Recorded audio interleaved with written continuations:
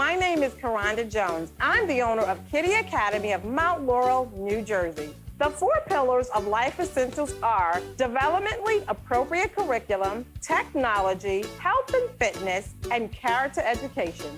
They give great attention to each child, and my kids are happy at the end of the day. Academically, exposing them to the state curriculum early. He's getting the exposure with the alphabet and the numbers and reading and writing, so I'm really confident in him going to the next level. This year they did little pictures with the kids, and they made like popsicle sticks and made their own frames, and it had a little picture. They were holding a picture that said, "I love you, Daddy," and literally that morning I melted. Everybody's friends here. Yeah, it's not like he comes home every day crying about the bully. It's like everyone's buddies. The worst part about Kiddie Academy is trying to get my kids to come home. At the end of the day, they have so much fun.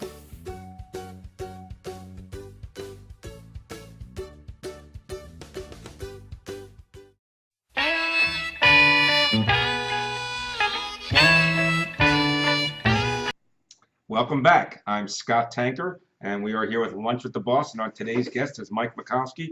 We have been speaking to Mike about his business, and Tech Reps is a business that helps commercial buildings create a better energy-related process, energy savings, heating savings, you name it. Michael will come in there, and him and his people will come in there, take a look at your situation. It's no obligation. It's courtesy of the firm, and my guess is everybody should have these things reviewed. Because even if you've done it before, it's good to have a second opinion. And if you haven't done it, then you need a first opinion. Right, exactly. Now, we were just talking about Mike's and he has other talents. And one of the other talents was the voiceover business. And we were talking about, which I find very important, and it's related to employees and employer relationships, which is making sure that the employee, who oftentimes, not in your case, is in front of the client, is calm and relaxed. Remember, folks, that the employees don't own the company. Right. We have to get them, we want them to feel like they do. But they don't. So they get a little nervous oftentimes, representing the company, talking to other clients.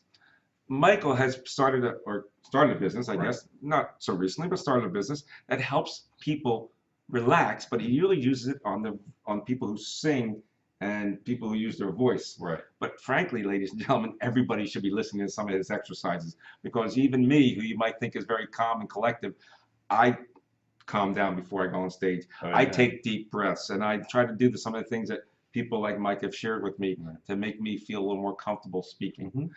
How can you help people? How can you help employees? Right. This is a great. I just recently, as a matter of fact, worked with an individual, and I worked with a group of about 12 people. One was for a financial services company, and the other was for an insurance company. And they both had different requirements. The first gentleman was very nervous about trying to, all I had to do is introduce like 3 other speakers that, we're talking about 529 college plans and so forth. Right. And so as an example, he was very nervous and his mouth was drying up and he kept walking and pacing and walking and pacing. I said, "Would you please stop? You're making me dizzy," So what we don't realize what you're doing. Right. In singing and acting, the voice will follow the body. So if he's pacing back and forth, there's probably a rhythm of talking that he feels like he has to, and then he's thinking about what's going on, and then he's just talking and talking, taking in air, not breathing right, and so forth. And so I just had him stop. And I did something in music. There's a Tip? Not a tip, but it's a form. That's the word, sorry. It's called ABA. Establish the theme, then expand on the theme, come back to the theme. So as you may see, a lot of speakers, they'll start here on the right-hand side of the room, talk to Scott, and then move, and then talk to this person or that group over there, and then go back and talk to that person over there. So we slowed down his rhythm, and he was able to think more and slow down more, and he came off much better, much more comfortable. The ums, the uhs went away, and also when you speak slower, if you happen to, as we say in the business, go up on a line, then it makes it much less obvious if you forget what is going on. Because if you're talking very quickly and then you forget what you're talking about, really it seems obvious. And then the audience starts getting nervous, and you've what we call breaking the fourth wall. You've lost some credibility, possibly. Lost the credibility, because in public speaking, what most people are thinking about is, do they believe me? Are they vested into what I'm saying and what I'm doing? Right. And so if you can do it in a comfortable, confident way. So one easy trick that I'll leave with everybody, talk about with everybody here, is just slow down.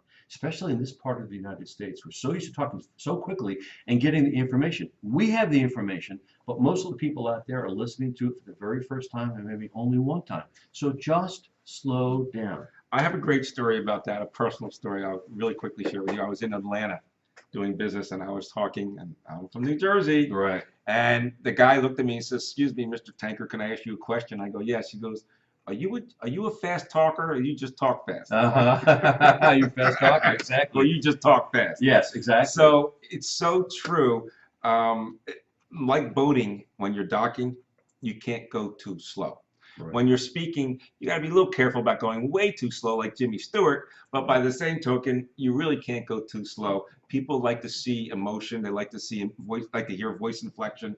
If you're speaking so fast, you lose all that. You lose the passion. You lose the personality of the conversation. Scott, you hit the nail right on the head. You know, coming from a point of passion, and I know it's an overused word, but when you think about what it is,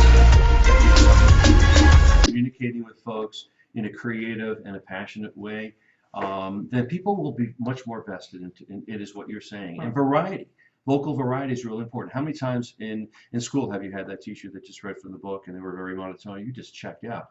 But when you talk to the person who used their voice in different ways, but then made a point this way, you were much more interested in what they were saying because it was how they were saying it. So there's certain things I've learned today. Number one is you can talk softly, but that doesn't mean they're all going to listen. So you have to talk with some passion. You have to talk with some interest. Because if you're not interested in what you're saying, how would you even expect the person listening to be interested? Right. So as employers, sometimes we have to act. We have to act passionate. We have to act interested in a mundane situation that an employee finds important, but really it's not that important. Well, so we got to work, as employers, we got to work through that. Right. Sorry to interrupt. No, that's all right. And again, you're spot on here. I think it's really, really important for anyone, a public speaker, a boss, an employee, to be as good musicians and good actors are, to be excellent listeners. Right. In fact, there's a book called Listening is Acting. Okay, and it not just listening, but really hearing what's underneath what's being said. And sometimes it's best to say nothing. Sometimes, like in a good relationship, and that's how I view work with my clients. I don't view them as customers. They're other parts of my business. And I feel like I'm more of a team player, and they're part of my team as well. And I get a lot of great feelings about helping them achieving their goals. And so a lot of times, if they're angry, it's not necessarily something that I did or said. They're just having a bad day. Right. And I'll just recognize that they just need to be listened to and say, you know what? You're absolutely right. I was wrong about that. And then later on, I'll call them back and they'll say, you know what? I'm really sorry. I was having a really bad day, and I heard that. And this way they see that I'm not just there. It's not just all about me. It's about us. What's your favorite book? My favorite book, I have to say that, which is, in fact, I was just talking about this. I think growing up, I loved a lot of imagery. So I have to say books like Treasure Island, but I think that Ragtime, I like autobiographical biographies. So I like, I don't like complete fiction. I like things that are based on based on reality, yet kind of expanded, embellished a little bit from there. And how about your movie? You have a movie that pushed you along the way? Oh, pushed me along the way. That's a good one. Let's see. No, I'm sorry. I don't have one.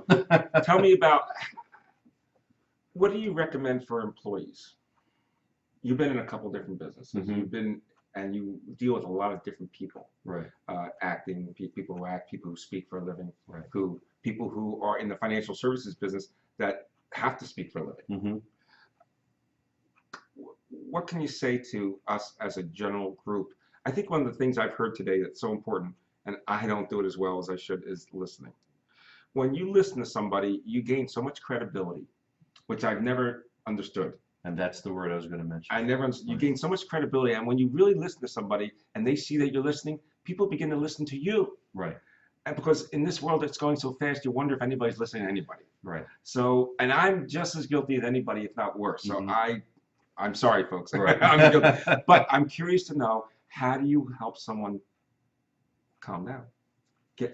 Just relax and be more calm, because that's where you're best. That's true. And you're right. And I'll tag off of that. Many years ago, I was interviewed for a sales magazine. I said, Mike, what's the most important thing in sales? Is it product knowledge? Is it pricing? Is it availability? I said, it's all wrapped up into one word: credibility and trust. People do business, as we know, people they know, trust, and like. So you get to know them. They trust you because you're listening, you're receptive, you're on time, you follow up, you do all the things that you would expect, only the finest person to do. And then as a result of that, they like you, and then they refer you on from there. It's like any other good relationship. It takes time. It doesn't happen. We're not, in my business, we're not selling widgets necessarily. So it could take 6 months, a year, some cases 2 years, to develop a really good trusting relationship. And so to answer your question, I would say that I would really encourage people, whatever they're doing, to not feel like they're ever selling anything. We're all selling something. It's obvious, kind of, right? We're always asking for something, trying to document why. But to develop yourself as a credible resource, as a good listener, as someone who cares about what they're doing, if you think it could be done better, express it, but explain to them why you feel you want to do it.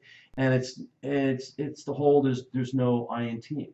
I mean, it's really, really important that we all work together and come to a common goal. I have been corrected many, many times in my life, and the times I've been corrected where I enjoyed it was when I really felt people cared about me, as opposed to lecturing me, as opposed to correcting me in a disciplinary way. Right. And I'm just as guilty. So I know when it feels good to get it done right. I can't necessarily do it myself. I'm going to ask people to think about that before you get mad.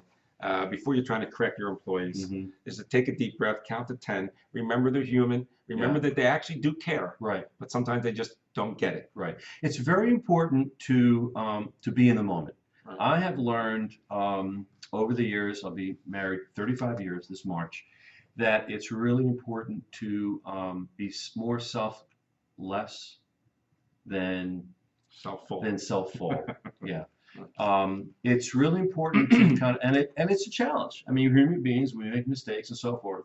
But odds are, when you smile to someone, they're going to smile back. If you put it in your hand to shake hands with them, they'll probably come back. But to just assess the information, assess the situation, and kind of understand where they're coming from, that will allow you to sell better or to be a more credible resource for them. Maybe they're not ready to listen. Maybe they're being distracted. You've got to sense that. And there's nothing wrong with saying, I'm sensing that you're not having a good day. Or when your employees are not having a good day, just walking and saying, hey, you see the shovel. What's going on? You see the shovel. What's going on? Are you okay? Right. Are you okay? And it's not just about the work. And they'll say, well, yeah, my uncle just, died or whatever. I'm really sorry to hear that. Would you like some time off, or is something I could do to When help? people feel like they understand, they're understood. I can't tell you how many times I always hear, I don't think you understand me. Right. I don't think anybody understands me. You don't understand what I'm saying. Right. You don't get it. When people get it, it's so much easier. We need to spend more time making sure the other side gets it. Right. We do a lot of assumptions in this world because of the speed at which we run. So I have really, really enjoyed listening to you today. Folks, I hope you enjoyed listening to Mike. He has so much talent. Obviously, he sells products. He sells services on the energy side. He sells some great things for your commercial businesses. But what you also heard on the last part of this session was a man who also can help you understand yourself, help you be more calm when you're out there in front of people, which in turn will either make you more business or make you happier because you're not so worked up, you're not so anxious. Exactly. And the world, and you can see me, I'm anxious just talking to you because that's how I am. So I need some lessons from You this have guy. great energy. I love it. It's great. It's great. Energy's okay as long as you can control it, That's right? right. That's right. Michael, it's been a wonderful time having you here Scott, thank today. you so much. Keith, how did we do today? We did great today. We did? Yeah. Another good day? Another good day. I can't help but thank you, Keith, and of course thank Mike for visiting us.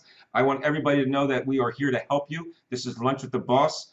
We want to help you understand employees and employers. We want to help you understand our guests. Mike brings so much to the table, just like so many of our other guests. I want you to call Mike, have a conversation with him, 856-779-3323. And you can call him about tech reps, or you can call him about just, I want to feel better about when I speak to people. He will help you do that. So I want you to have a great day. Go out there and do some shopping because we need to get that economy going. That's right. And have a great week. And we will see you next Thursday at Lunch with the Boss. Take care and be well.